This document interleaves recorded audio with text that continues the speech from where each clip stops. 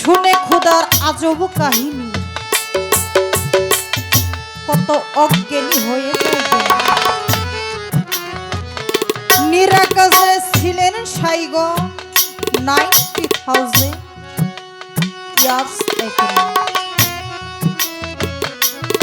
এখন আমার দরদের কথা হইল আরে 90,000 মানে 99 বৎসর, 90 বৎসর আগে, 90,000 বৎসর। তখন ঘড়ি ছিল না, ক্যালেন্ডার ছিল না, কোনো তারিখ ছিল না, কিন্তু এই হিসাবটা পাইলা কোথায়?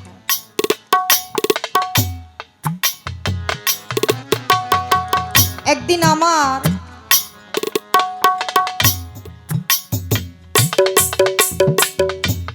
নবীজির সাহাবা ছিলেন হযরতে ওমর রাদিয়াল্লাহু তাআলা।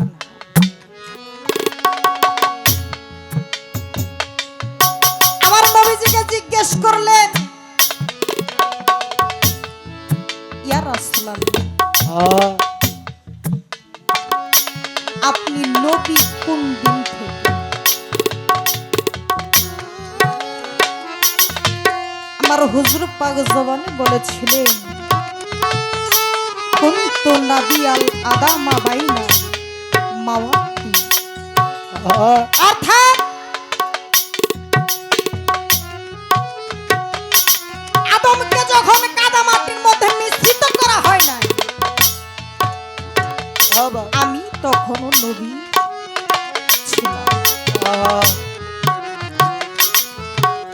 এটা পাইছি নবীর সাহাবা তাবে তাবাইন থেকে।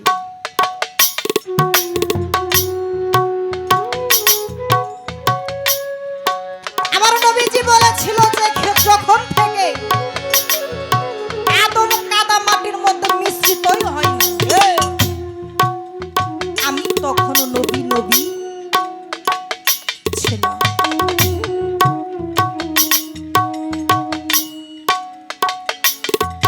এইগুলো তার কথা। একটি গান ধরি, তারপর আর একটু কিছু জিজ্ঞেস করার জন্য চেষ্টা করব।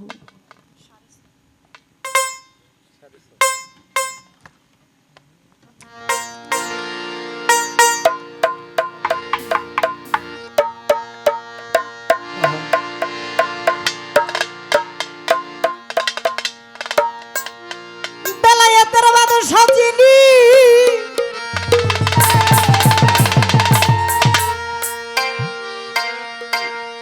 বাজারে কোন কর্ম করিয়া তিনি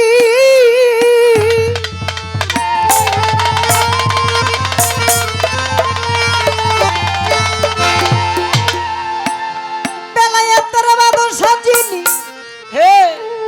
কোন কর্ম করিয়া তিনি বাজারে মাওলায়াতি এই জগতে পা গুরু দয়াম। বাবা ভালো ভালো। এই নিঘুর কথা জানতে ইচ্ছা হয়।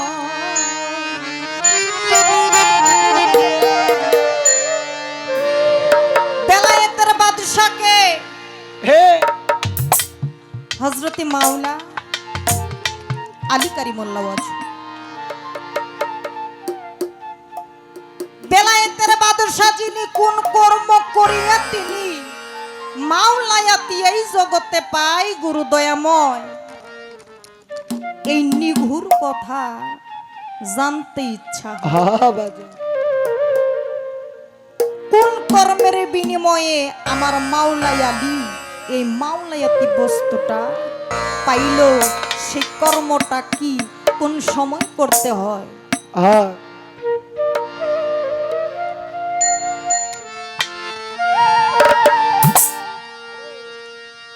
বেলায়েতের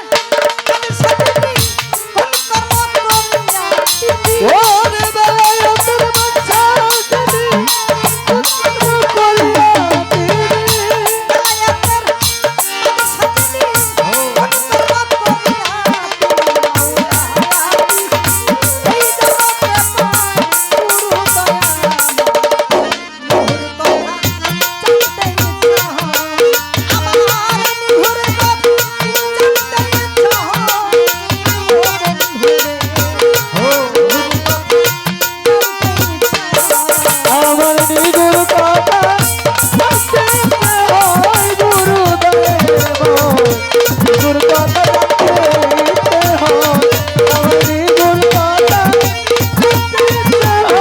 গুরুদেব নিগুর কথা জানতে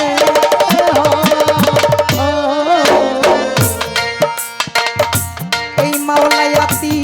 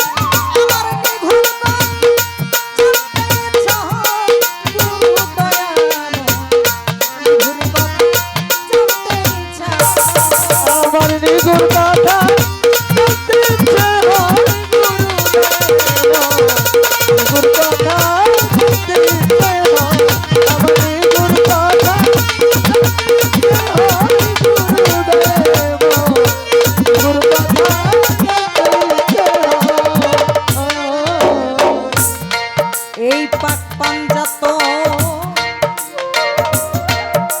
তারা ছিল একসাথে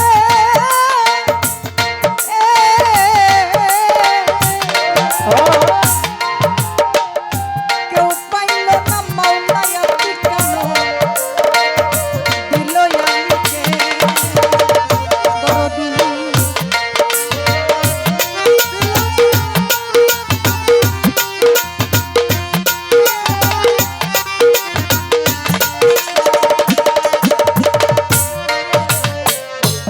এই পাক পাঞ্জাত তারা ছিল একসাথে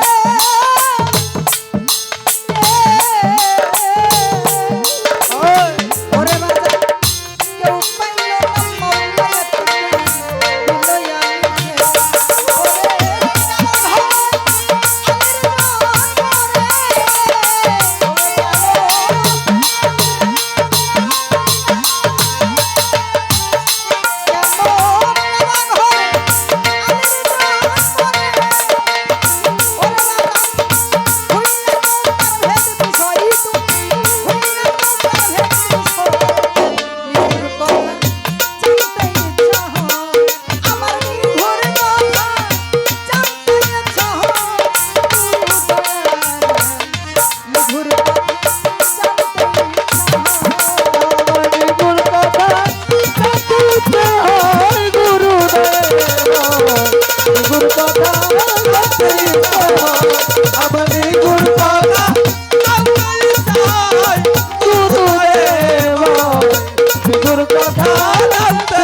কারণ হয় সাধক বললেন এই পাক পাঞ্জাতন ছিল একসাথে কিন্তু এই মাওলায়াতির ভাগটা কেন শুধু আলীকেই দেওয়া হইল সাধক আরো বললেন মাওলায়াতি কিবা বস্তু হয় মাওলায় আলী পাইল তাহা কোন কর্মের বিনিময় আরে আমরা যদি কোনো ভালো কাজ করি তাহলে ভালো ফলটাই পাবো মন্দ কাজ করলে মন্দের ফলটাই পাবো হে তাই এই মাওলায় আলী এমন কি কর্ম করেছিল যেই কর্মের গুণীয়নে এই মাওলায়াতিটা পাইল কাবার সাথে আলী সম্পর্ক ছিল কি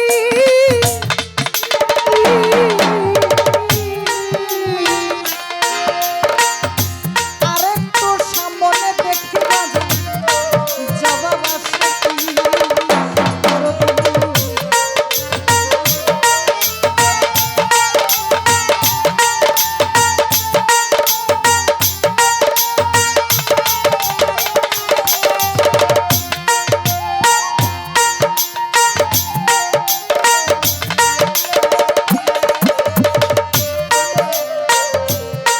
ওই কাবার সাথে আলী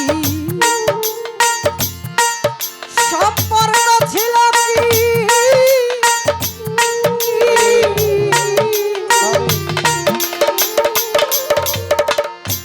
আরেকটু সামনে দেখিব জবাব আছে কি ওরে বাবা আলীর সাথে আইবার আসে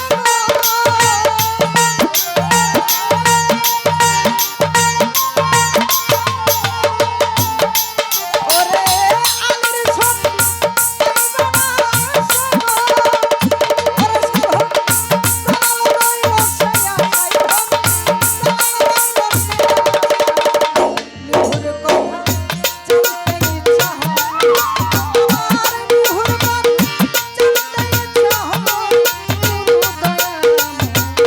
নিহুর কথা জানতে ইচ্ছা হয় আমার নিগুর কথা জানতে চাই গুরুদেব নিগুর কথা জানতে চাই আমার নিগুর কথা জানতে চাই গুরুদেব নিগুর কথা জানতে চাই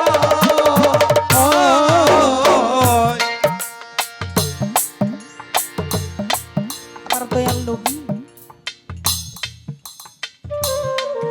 তার চারজন খাস সাহাবা ছিল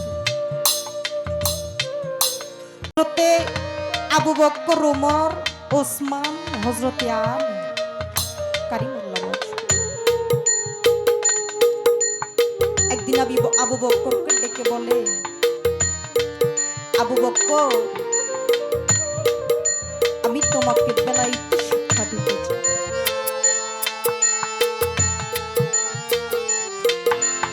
আবু বকর সেদিন বলেছিল আমি বুঝি না আর বুঝতে চাই না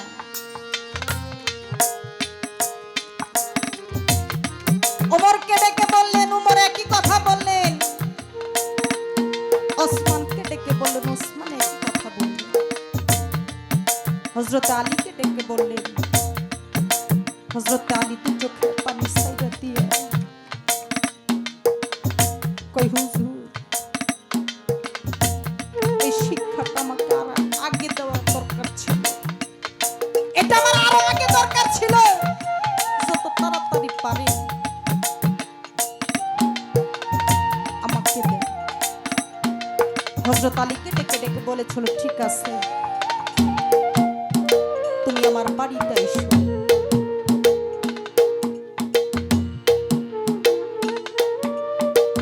হযরত আলী আমার দয়াল নবী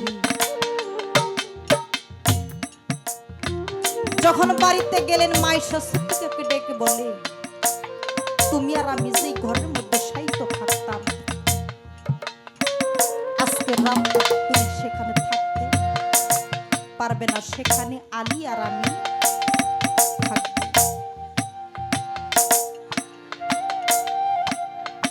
আয়েশা সিদ্দিকা মনে চিন্তা করে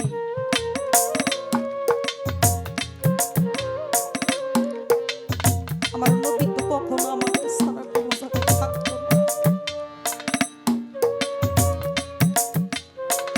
কিন্তু আজকে উনি আমাকে বলতেছে ঘরে যেন না থাকি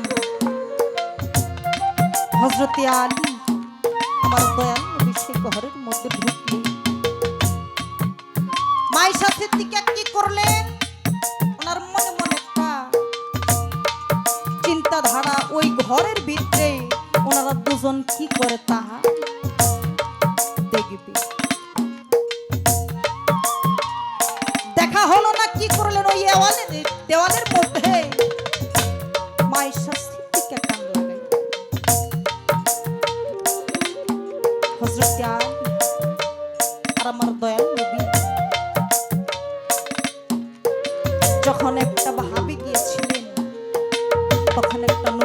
আলো বের হয়েছিল। ওই আলো দেখে আয়েশা সিদ্দিকা মাটির মধ্যে পড়ে গেলেন, অজ্ঞান হয়ে গেলেন।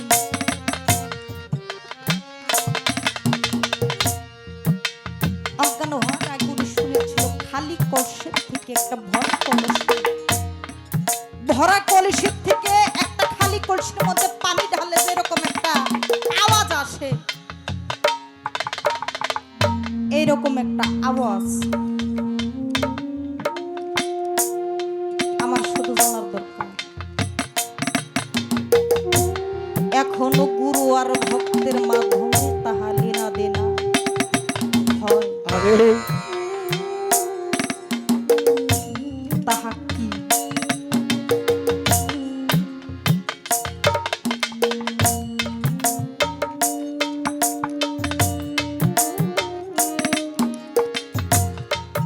পাগল সাধক কি বলল?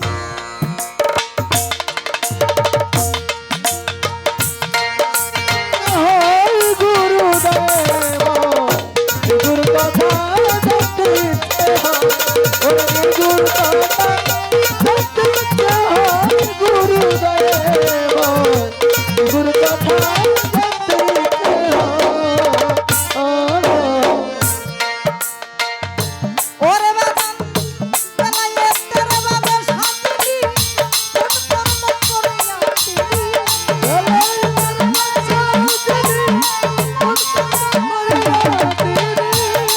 হায় হায় বেলায়েতের বাবা শান্তি কোন কর্ম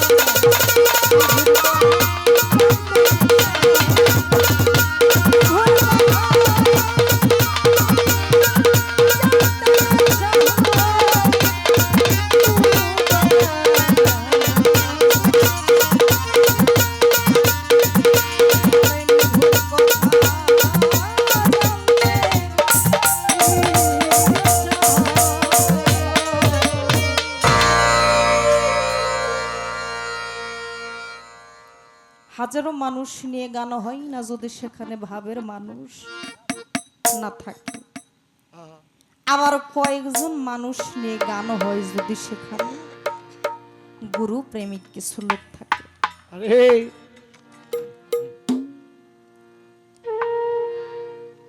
ও বাবা,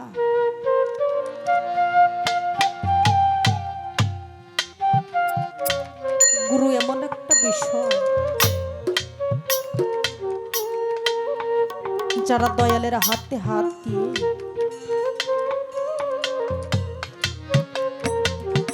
জীবনটাকে বিক্রয় করে দিয়েছে একমাত্র সেই বুঝে মুর্শিদ কি বস্তু।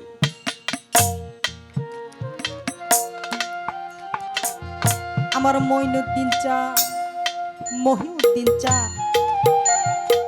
আমার নুহু চা,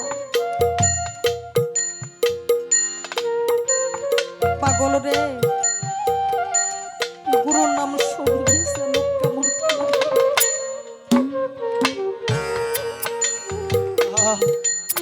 আমি দিকে যত প্রোগ্রামই আসে আমার এই যে মোশারফ বাজার, উনি সন্ধ্যা রাত্রি থেকে সারা রাত তো কান্না করে, সন্ধ্যা রাত্রি বন্ধনার পর থেকে যখন দরবারি কিংবা প্রার্থনা গান হয়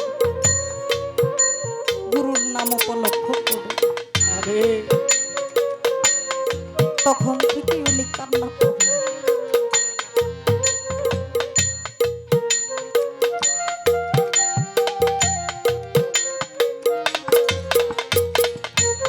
মুর্শিদ নাম শোনার সাথে সাথে যার নয়ন ভারী চলে, একমাত্র গুরুর ভক্ত হয় খাঁটি সে।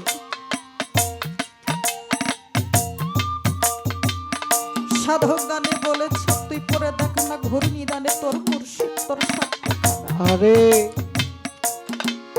মুর্শিদ নাম যার হৃদয় ভরা তার ভরা কে যায় রে।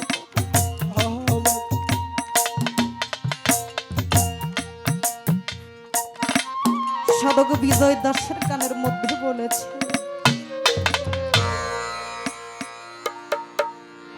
চিরকাঙাল করে দাও এ দহড়ায়, তোমার নাম লইতে নয়ন পথে প্রেম বন্যায় ভেসে যায়।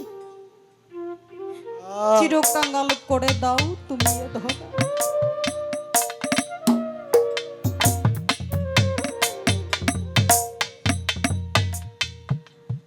অন্তরের মধ্যে আসছে, আবারও যদি পাঠাও মোরে এই ভব সংসারে, একজন কৃষ্ণ ভক্ত মায়ের গর্ভে জন্ম দিও। ও বাজা এই জন্মে তো তোমার ভজন সাধন কিছুই করতে পারলাম না। আবার যদি তুমি পাঠাও তাহলে একজন গুরু ভক্ত মায়ের খুলি জন্মটা দিবে। আমি যখন আমার মায়ের গড়াবে লাগবো তখনও যেন আমার মুর্শিদ নামটাই আমার কর্মে শুনি। আরে এই ধরাটা আমি এসেও যেন আমি আমার মুর্শিদের কর্মটাই করতে পারি।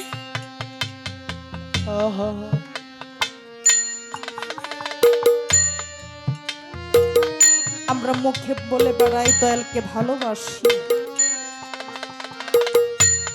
কিন্তু প্রকৃত পক্ষে মুর্শিদকে ভালোবাসতে পারলাম না।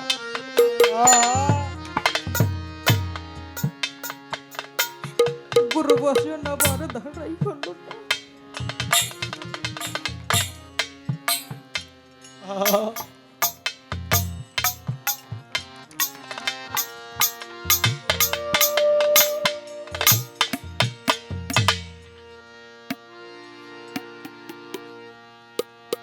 দয়া করে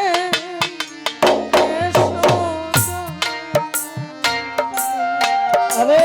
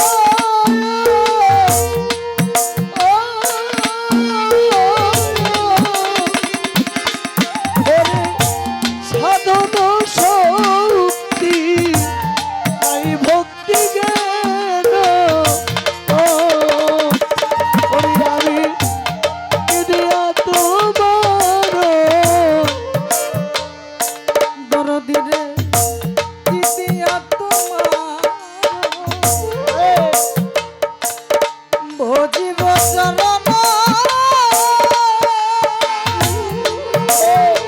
ও বলি মহিন যা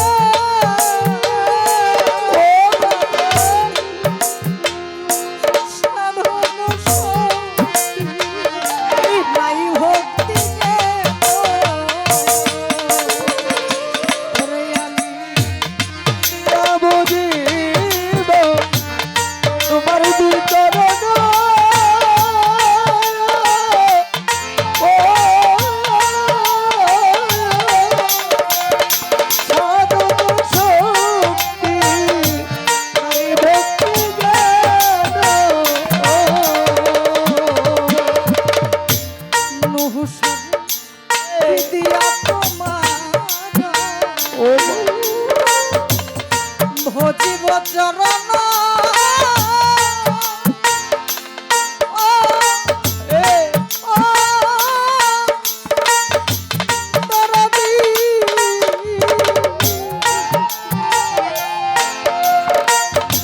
সাধন শক্তি নাই ভক্তি কেন জ্ঞান দিয়া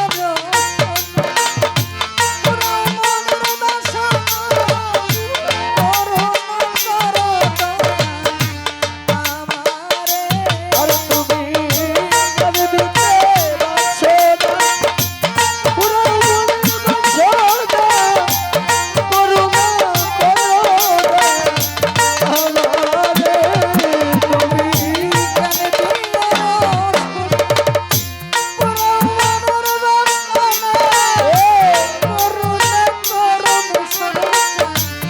বাবা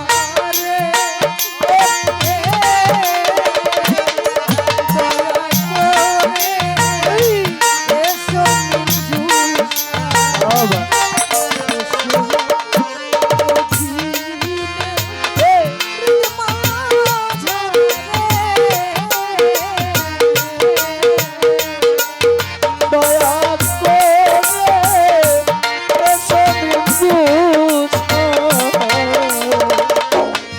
বাগানে ওদিনে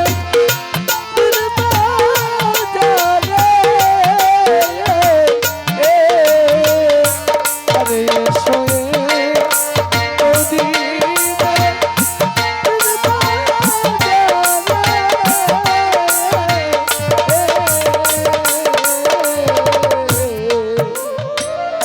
সূর্যন বাজানাই পরে মায়ার জালে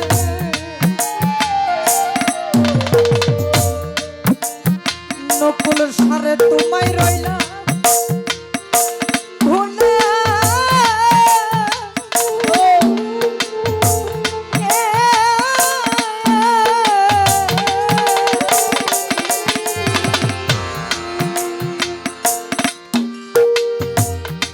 আপন জানিও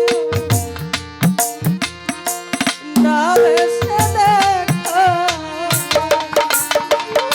ওরে আমি তোরে মায়ার পারে তোমার ফুলে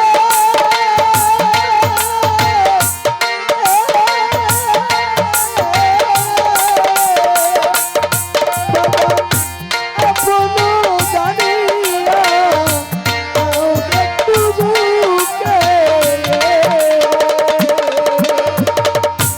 ওরে আমি পরে মায়ার জালে আরে মুস্তফা চান তোমায় রইলাম ভুলে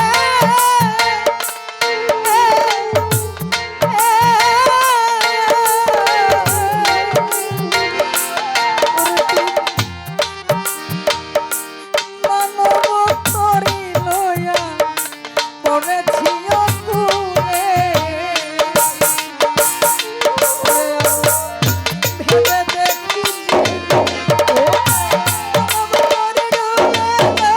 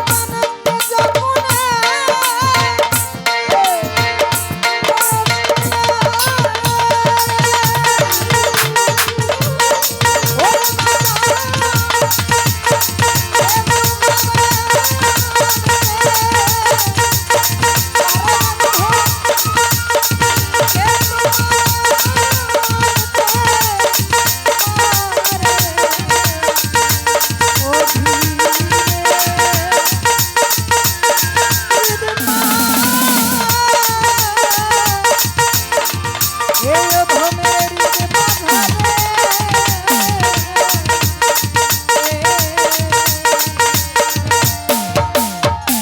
জয় গুরু।